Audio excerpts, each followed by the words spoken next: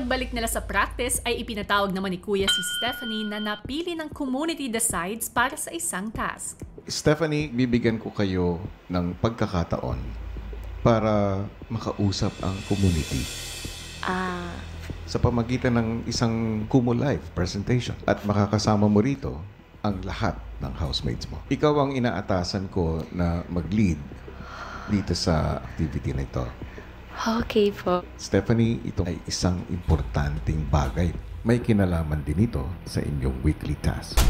Sa kanilang gagawing live stream sa Kumu na tatawaging Kumu Room Presents Rewind, ay kailangan makaipon ng mga housemates ng kabuuang 2,000 views sa loob lamang ng 2 oras. Good luck, housemates! Sa oras na maabot ninyo, yung objective nyo na yon, ang magiging reward ninyo ay ipagkakaloob ko sa inyo ang isa pang bilang para kayo ay magkaroon ng pagkakamali.